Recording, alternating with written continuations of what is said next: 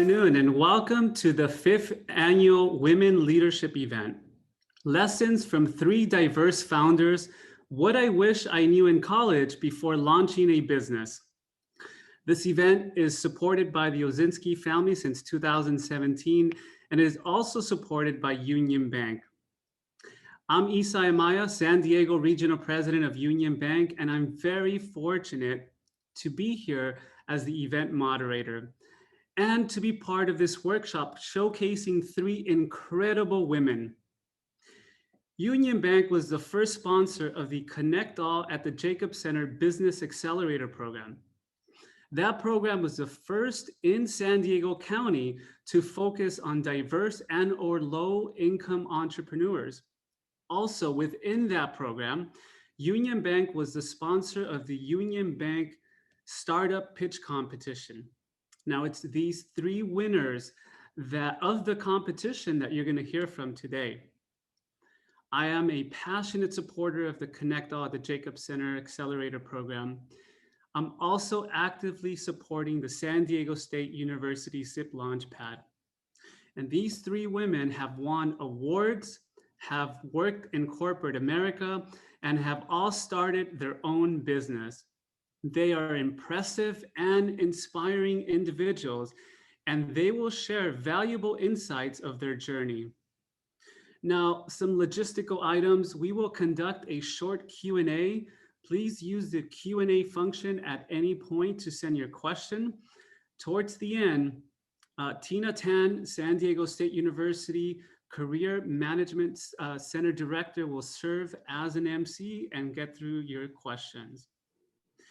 Now, I'm going to do a quick intro of our entrepreneurs, but let me just say, I encourage everyone to look at the conference website because the full bio is there and it's very, very impressive. So again, I encourage everyone to visit and read the full bio.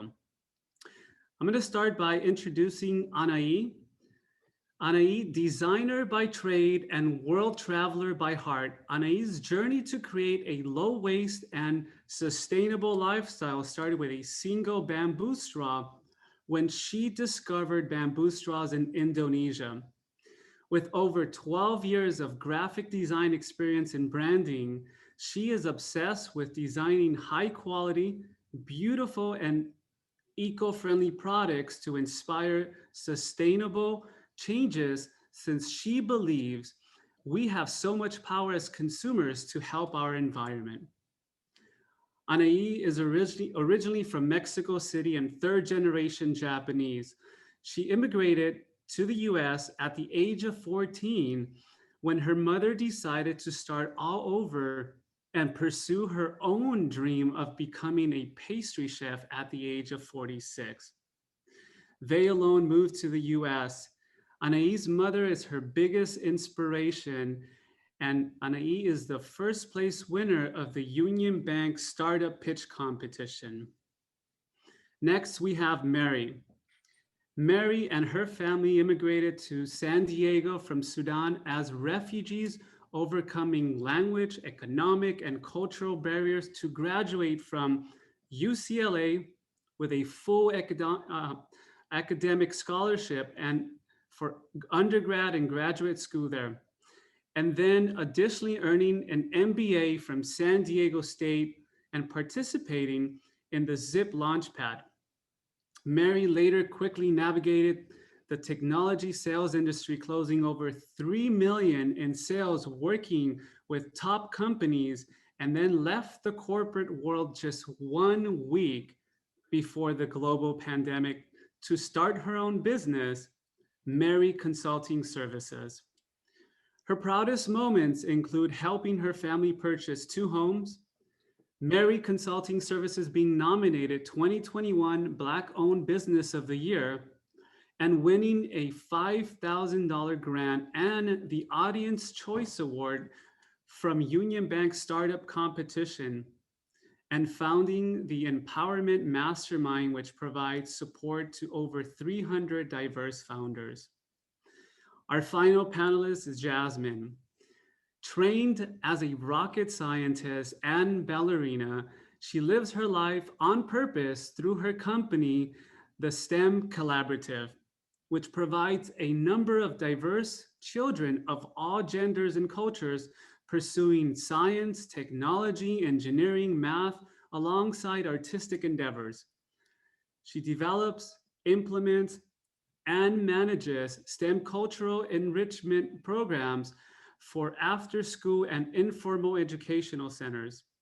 Jasmine is one of the winners of the Union Bank Startup Pitch Competition and the winner of the 2019 Blue Heart Foundation Activist of the Year, the 2019 Moxie Theater Award, 2018 Point Loma Nazarene University's MBA Student of the Year, 2018 University of Chicago Making a Difference Award, 2017 Global Social Innovation Challenge, and the 2017 Hera Hub Trailblazer Award due to her impact in several African American engineering and arts organizations. Her mission is to exponentially increase equity in education. What an impressive aspiration to have. Thank you for joining us this afternoon. And audience, thank you for joining us as well. We're going to get started with some of our questions here. And I'll ask the first question to Anahi.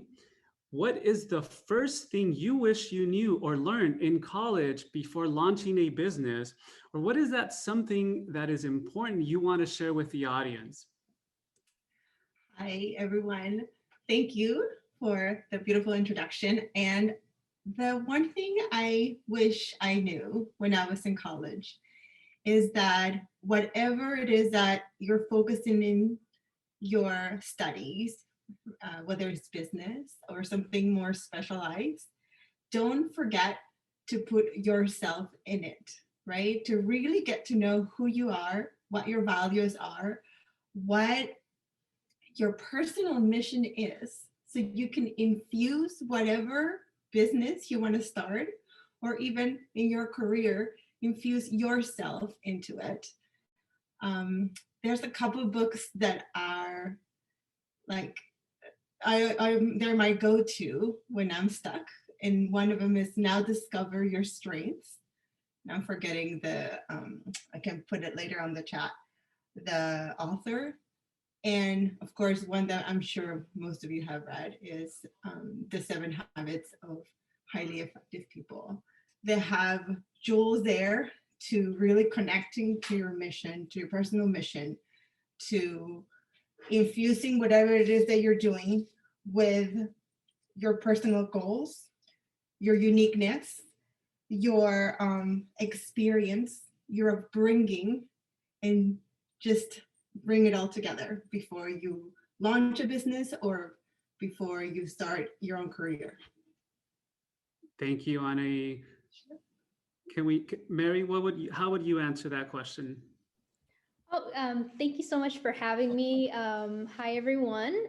Yeah, so I would pretty much answer it. So I've been in school for years, as he mentioned. So undergrad, grad school twice.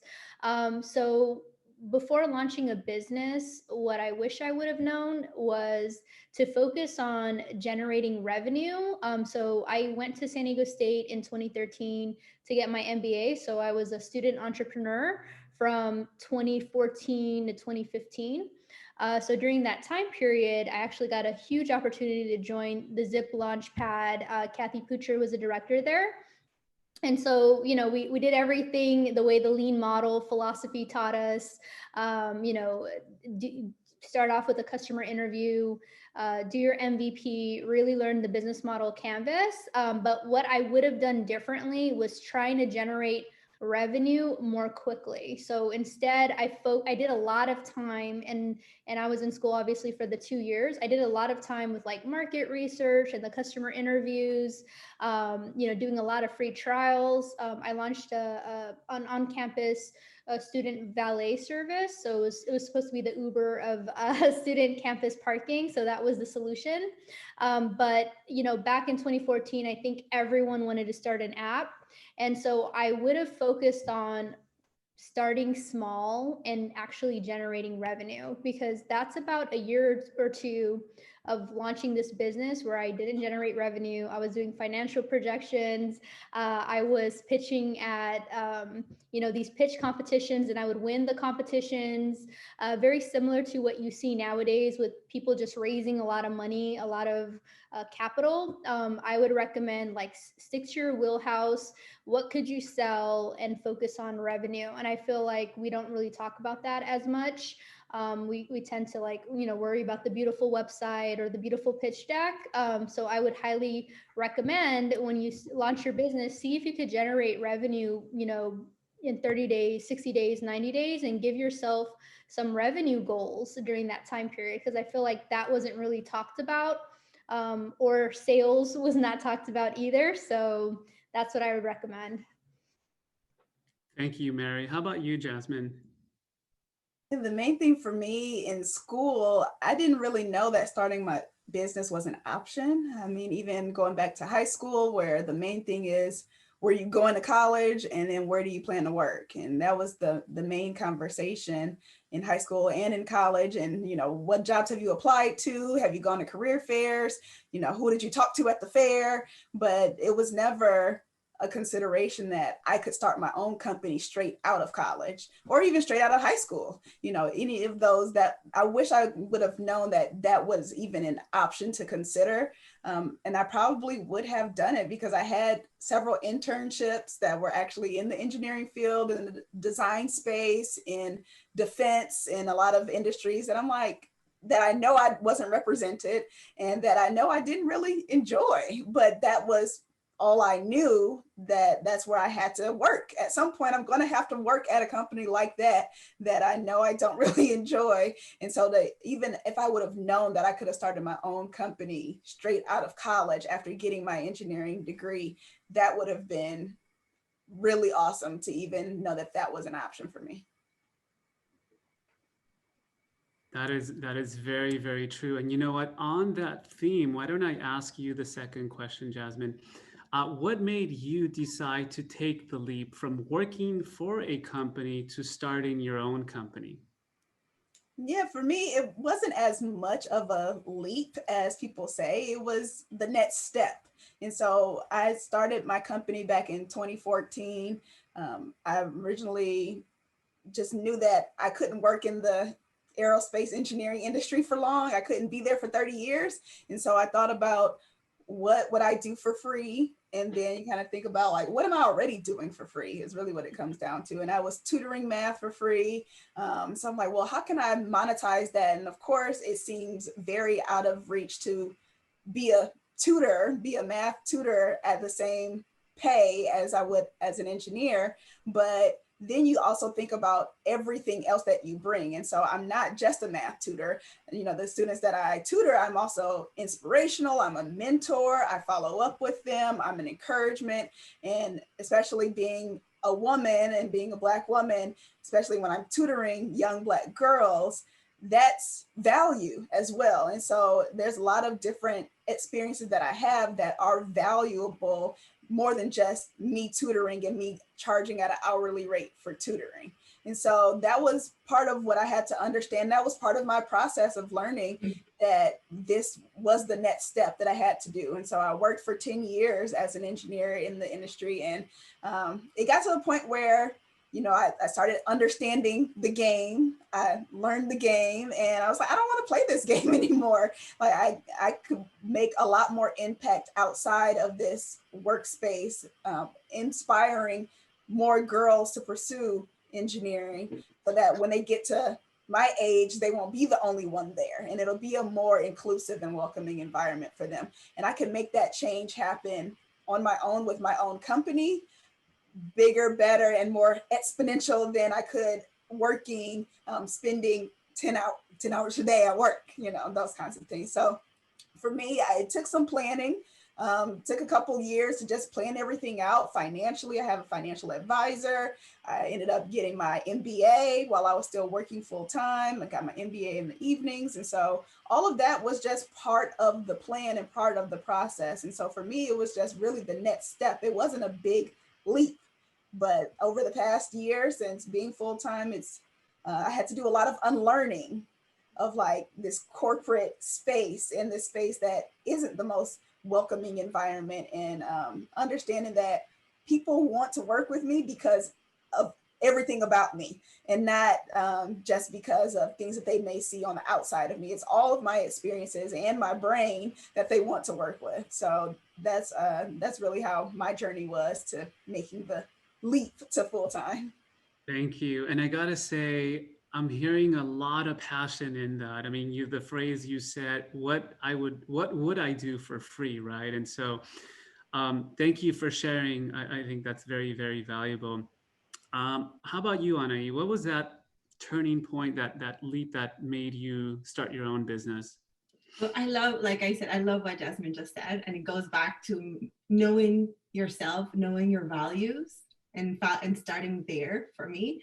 So I discovered very early on I was not the corporate type, right? Every time I've had many corporate jobs, but every time I'm forced to that 9 to 5 or 8 to 5. I know how long it takes me to get things done, and the rest of the time you're just going to meetings, and so really, when you have your own business, you're only fooling yourself if you are not doing what you're supposed to be doing.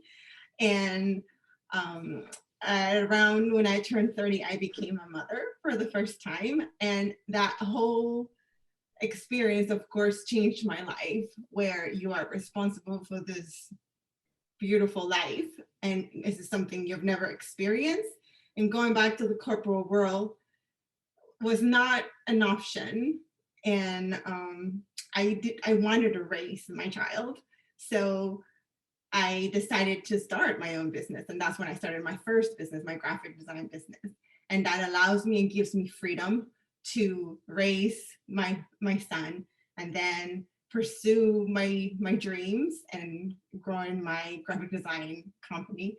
Then later on, I started Worthy Picks when they were a little bit older. And then I had my second child. But really, it's not easy, because it's a great juggling act when you also become a mother and you're a wife and then you're a business owner. But it takes a drive. You have to have a good support system. If you don't have family, you have family friends, and and find people that help you. But two things I get: discovering that maybe I wasn't fitting the mold and I wanted to work for myself, I wanted to be paid according to the efforts I was putting in, and also being able to raise a family and have a business and have the flexibility. So that, I think those two are my deciding points. Thank you for sharing. Great journey that you've taken. Meri, let me go back to the original question we started with. What is that one thing we asked in the beginning? What is that first thing that you wish you knew that you can share with the audience before starting your business? What is the second thing that you would want to share with the audience? Yeah, so for me, the second thing I would share is when you're picking a partner, and this could be just in general in life, when you're picking just relationships that you're around, whether it's, you know, a significant other, someone you're dating, a business partner, what I would change is really taking a look at your circle of friends, right? So when I launched my business, it was called Go Writer at the time. This was my first business. Um, I think I was kind of nervous of doing it on my own, right? And so I partnered up with two particular people that I knew at San Diego State. I wasn't even sure if they were students, but I met them through my network. And so what I learned from this lesson is, so I was able to push Go Writer like pretty far in terms of like a very short time. So from joining the Zip launch pad to, you know, getting the parking department to agree to have my valet business on campus, to getting Last Parking, the VP of Last Parking was going to partner with me once I got the deal done. So I did all these things to, like, you know, get this parking solution on campus. But the mistake that I did is I partnered with two individuals that ended up actually taking the domain of my website. And so I actually forgot about this story until I was asked this question, because I blurted out of my brain, because it was such a traumatic incident at that time. And so what I would tell and advise folks is, when you're looking for a partner, and I'm not saying like fear tactics and don't partner with people, I'm just saying when it comes to like purchasing your domain, always make sure it's under your credit card information, because what ended up happening was, once the partnership did not work out and I think they wanted like more equity in the company. And by the way, we're talking about $0 at this point, but sometimes people go crazy when it comes to things like that. You've seen The Social Network. So what ended up happening is they actually wanted me to pay them like $10,000 or give them more than 10% equity or something weird like that. I can't, again, this was like years ago. And so what ended up happening, I was like, I'm not going to pay you that. I'm just going to create a new website. And so, you know, that was pretty simple fix, but I was kind of like traumatized from that event. And so I remember it slowed me down, because then you had to build a new website and do all this stuff. So I would recommend, like, when you're partnering with people, friends, get to know their character and their background, because a lot of the red flags were probably there. I just didn't quite pay attention. And I think I didn't quite believe in myself at that time that I could take this business home, you know, like all the way home run. But the reality was, I really didn't need them. I really just needed them to like park cars, and I could have just paid them hourly rate, you know, was really why I wanted them, because there was this huge event that I had a contract for, and I was like, oh my God, how am I going to park all these cars by myself, you know? And so it was like a short-term solution that ended up like not working out in the long run, but it taught me a very valuable lesson. So, you know, nothing was lost at the end of the day, but it was more of a, like, keeping your eyes open in terms of working with people, because I'm a very trusting person, and I don't know, there's probably a lot of you guys out there too who are very trusting and kind of assume people were raised with your values, but not everybody is. So that was like a lesson that I learned. Yeah, and I think that's a very valuable lesson, right? Business partners sometimes, and for the most part, are in your life for a very long time, right? Making decisions and planning things, strategizing, and of course, dealing with money. So good advice. Thank you very, very much. Moving on to our next question. How has your background and or culture influenced your business and how you lead your business? We're gonna go to Anahi for that. I love this question. And very recently, I just start with, I was recently at the Japanese Friendship Garden here in Balboa Park. They are I'm an official vendor there. Some of my products are influenced by my Japanese heritage. I love Japanese patterns. And a lot of the patterns that I use for my sustainable products have beautiful meanings, like blue ocean waves, which is to protect the ocean and keep disposable plastics away from the ocean, because I have bamboo and organic cotton offerings. And I met this beautiful artist there whose heritage is also Japanese and Chinese, and she was explaining to me how she uses, it's like borrowing from her heritage into what she does now. And when she said that, it just, something sparked inside of me. I'm like, yes, that's exactly what I'm doing too.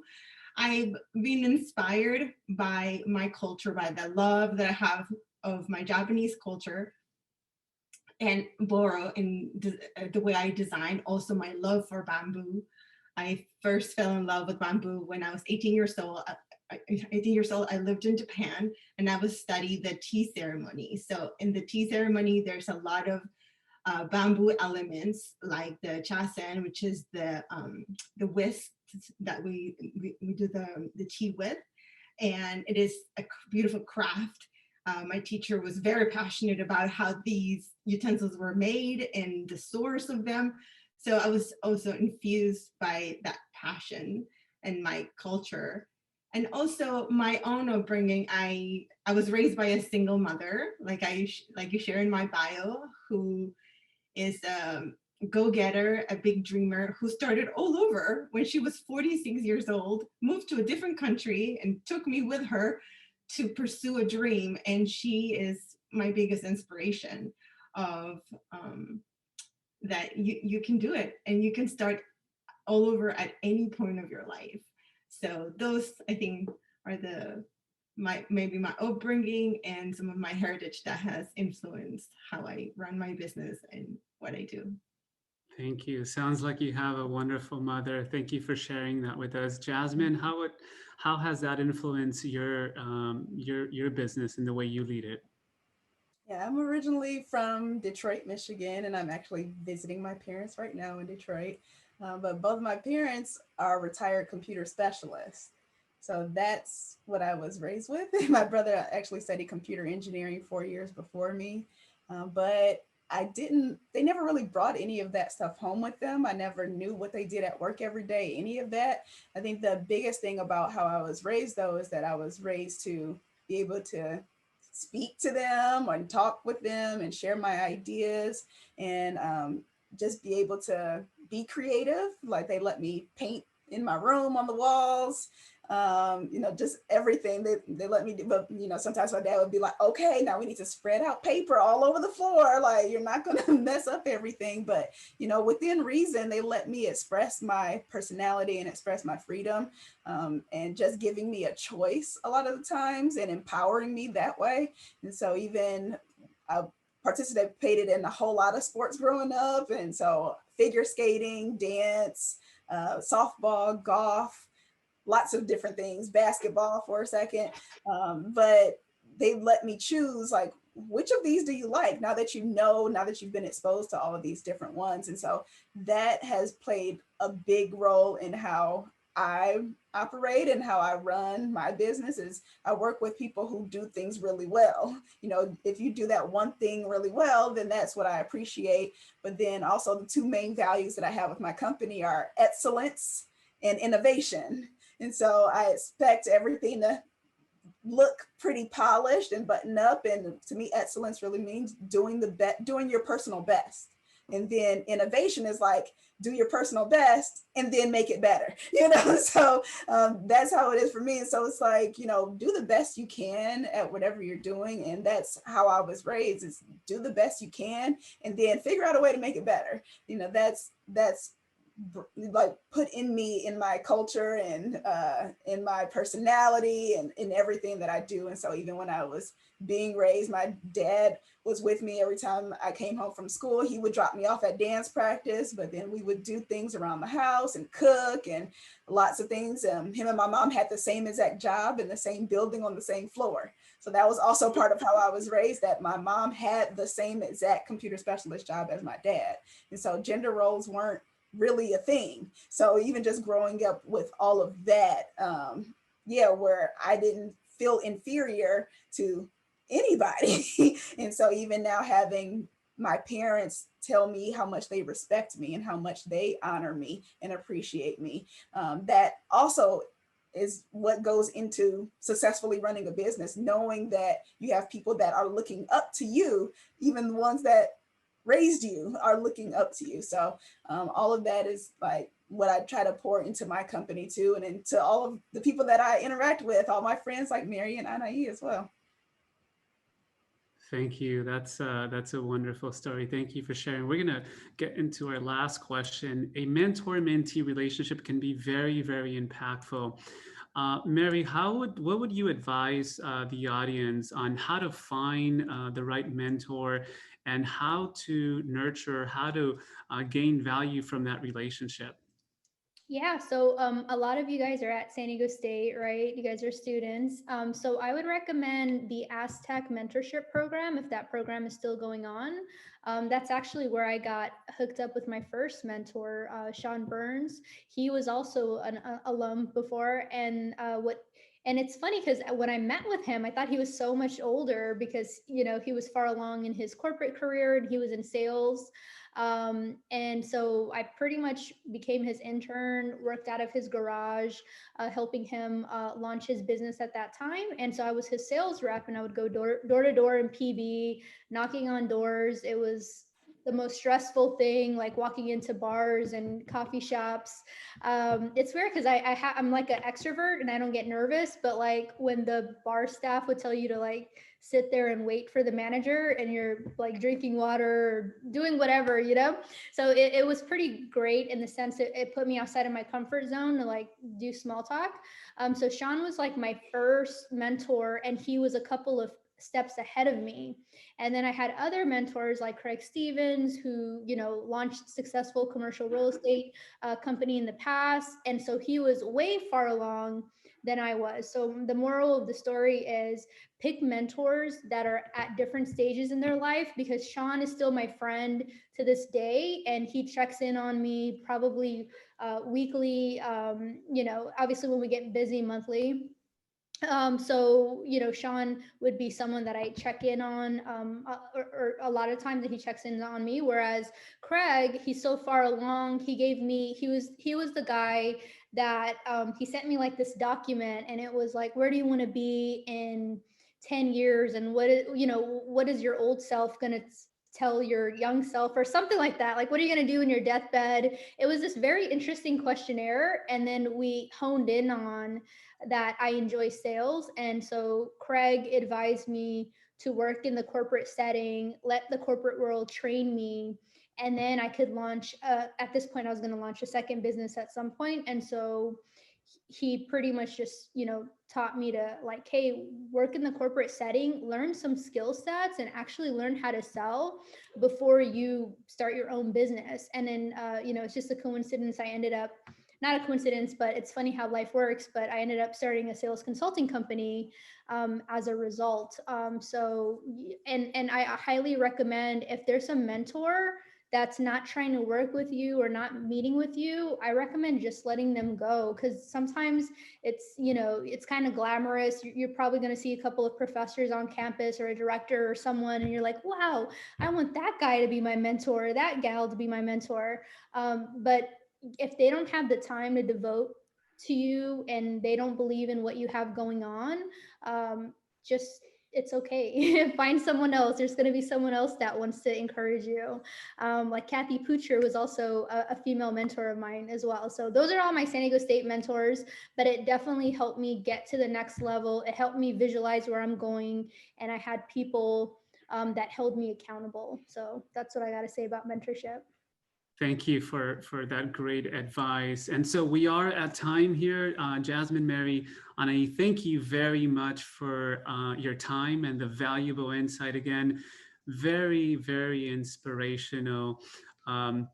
It's been an honor to have this this conversation with you, and thank you for sharing your wisdom with all of us. I'm going to turn it over to San Diego State University Career Management Center Director, Tina Tan. She's going to go over some of the questions that we have from the audience. So thank you, everyone. Thank you. All right. Hi, everybody. Meri, Jasmine, Anahi, that was so great to hear. I love that you are sharing all of those stories that you have with us and all of our attendees. So we do have some questions here. One question, can you please explain the best and worst parts of running a business as a woman? So who would like to answer that one?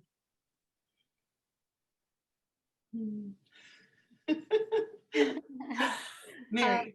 Well, I'll tell you the best part. Okay. So in the corporate world, so those 5 years that I told you about, that my mentor told me, work in sales, work in the corporate world. It was pretty tough as a woman. I'm also, you know, a Black woman as well in the corporate world.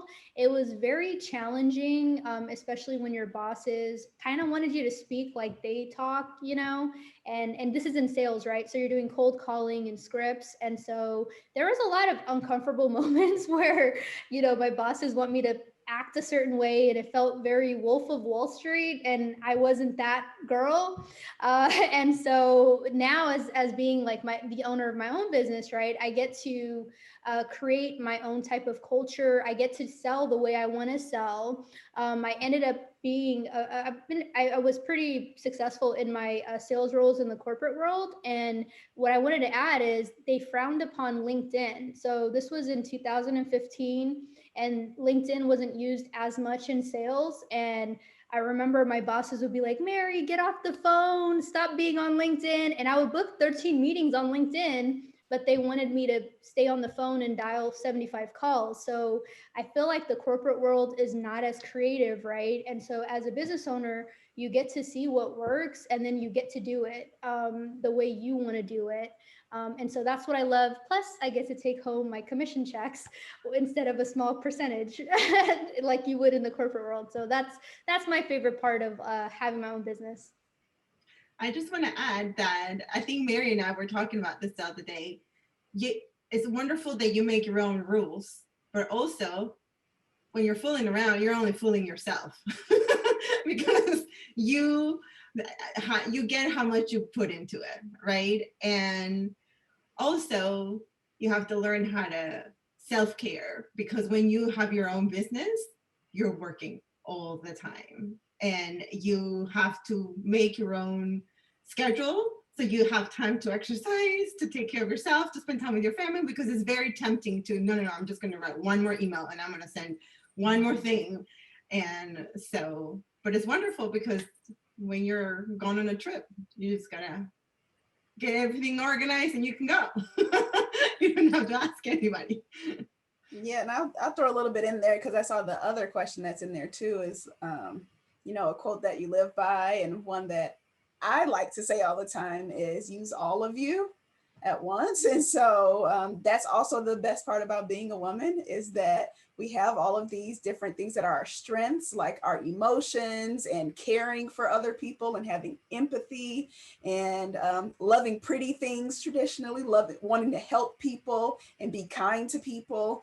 All of those things are strengths. They're not weaknesses. So that's what I love about, I guess that's not the question. I was gonna say that's what I love about being a woman, but that's what I love about being a woman in business too. Like even when I send emails, I can put 4 exclamation points because I want to, because that's how I'm feeling, because I'm really excited about that thing right now. I don't have to end everything with the period anymore, and I don't have to reread my emails 5 times before I send them. Yeah. Like all of that is me, and I was in engineering manufacturing, so I had to wear steel toe shoes, safety glasses, earplugs, all of that every day. And now I can wear dangly earrings and wear dresses all the time. So it's like all of those things are really important to me. And actually, I didn't realize it. Well, I did realize it while I was working, that I had to suppress who I was every day I went to work, because I like wearing dresses. And so I would make sure I wore dresses on Sundays. And even one time I'm on a Comic-Con panel every year with the League of Extraordinary Scientists and Engineers. And we did a photo shoot before I had to go to work. So it was like a 6 a.m. photo shoot. And I wore like a costume that I would wear to Comic-Con. And then at the end of the photo shoot, I'm like, okay, now I have to actually put on my costume and go to work. Like I feel like this is who I am, and now I have to change and put on slacks and steel toe shoes. I have to put on a costume to go to work. And so yeah, being a woman, that's a strength. All of those things that make us who we are is a good thing, not a weakness. I love it. That is great. You get to be who you want to be, who you really are. There is a question here, motivational quotes you live by. Meri, Anahi, do you have any motivational quotes you'd like to share that you live by? I think the biggest one is that life is 10% what happens and 90% how you react to it. Because in the middle of there is all your freedom. You get to decide, right? And I'm not saying and the people that know me best know that I'm an optimist, and I'm always happy, well, most of the time, right? Because I choose every day what my attitude is going to be towards whatever is happening. And believe me, this doesn't apply to kids. Sometimes they drive you crazy advertising. You have to even put that more in practice.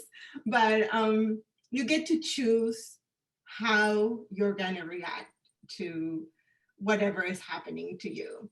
And there's so much power in that. So I live by that every day. There's days that are more successful than others. You know, we all have bad days, but if you consciously make your choice every day to look at the bright side, to try harder, to connect with your mission, to be true to yourself, then it's a good way to Yeah, start. I love that. I think your mindset is everything, especially when you're an entrepreneur. If you have a bad day, you can have a bad day and go to your 9 to 5 job. But if you have a bad day as an entrepreneur, that could mean you don't want to get out of bed. And if you know you don't have sick days, pretty much as an entrepreneur. So like your mindset is huge. But in terms of the quote, I would say don't share, and I'm taking this from Lisa Nichols, but don't share your $1 million dreams with dollar thinkers. So sometimes we share what we're trying to do with people, and then there's naysayers that are out there, and I have so many stories, but one story I'll share is in undergrad at UCLA, I wanted to be a psychologist, actually. So I go to my professor and I'm like, I want to be a psychologist just like she is, who was this mentor who's a graduate student. And he was like, what? Don't you know who that lady is? She has like straight A's. She has all this stuff going on. You know how hard it is. You can't be like, pretty much like, I can't be a psychologist. And I was like, huh. And this was a phase where I was like kind of confused which route I was going to go in life. And then I was like, okay, well, I won't do the psychology thing. But fast forward to a year later, I applied to my master's of public health at UCLA, top 10 school in the country, and I got into that master's program. So don't worry about what other people say and what they tell you, because even in high school, I was told the same thing. I was like, hey, you know, UCLA is a tough school to get into. What are the chances you're going to get in? And I did it twice. So this is just on the academic side, but imagine everything else, maybe like the things you're passionate about. Maybe you want to be a ballerina. I don't know, whatever you want to do, just do it, because these people that are telling you you can't do it, it's their limiting beliefs, and don't let that stop you from living your life to the fullest and being the person that you want to be. So that's all I would say about that. And just be careful who you share your stories to, because like for me, I surround myself with people like Jasmine, Anahi, my sisters, and I could tell them I want to be the president of the United States, not even being born in the US, and they'll say, let's see how we could do this. And you need those kinds of people around you, you know? So that's what I would say. This has been so great. Thank you all for sharing, for giving inspiration and this great advice to all of our attendees. And I want to thank the attendees as well for being here. We are run out of time now. So I again want to thank everybody. And I do encourage the guests to attend tomorrow's events. Really quickly, the NFL coach, Katie Sowers, at 2 p.m. The panel features leaders in entertainment and media at 3 p.m. and the entrepreneurship and brand building workshop at 4 p.m. that's led by Sibian Ayla Richards. And then also I would like to remind the guests to please take a brief survey that's listed in the chat for an opportunity to be entered into the event raffle for AirPods. SDSU merchandise, Pura Vida merchandise, and a lot more. So again, thank you everybody, to our panelists and to the guests that attended today. See you guys. Thank you.